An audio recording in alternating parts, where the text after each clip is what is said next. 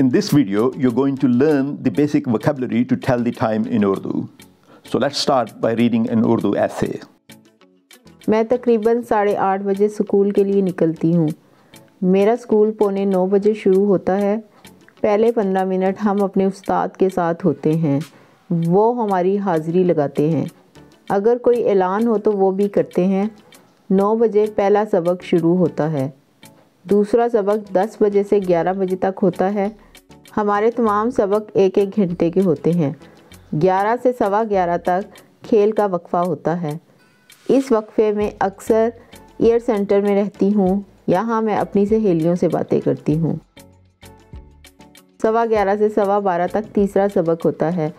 12:15 बजे खाने का वक्फा होता है। दोपहर का खाना मैं स्कूल में ही खाती हूँ। खाने के बाद मैं स्कूल में ही खेलती हूँ।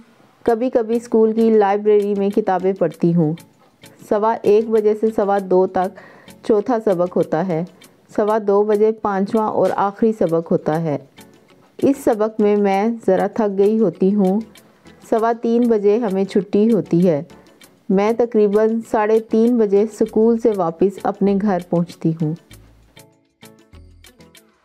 Let's work on some activities now. First of all, look at these clock faces. Can you tell me the time in Urdu?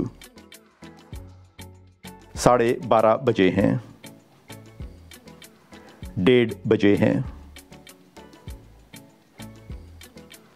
पूरे 2 बजे हैं। 2:30 बजे हैं। पूरे 3 बजे हैं। 8 बजे हैं। 3:30 बजे हैं। 8:30 बजे हैं। पूरे 12 बजे हैं। And now some digital clocks. 3:15 बजे हैं। 3:45 बजे हैं। 7:15 बजे हैं। 9:45 बजे हैं। 8:25 हुए हैं। 10:55 या 11 बजने में 5 मिनट हैं। 5:30 बजे हैं। Now look at these 10 Urdu words. 5वां, 3:30, पौने, आखिरी, पहला, सवा, तमाम, तीसरा, चौथा, दूसरा. I have written these words in Urdu separate from underneath. Can you match the Urdu words with their Urdu spellings? Look at this now. I've written the English meanings of these Urdu words underneath.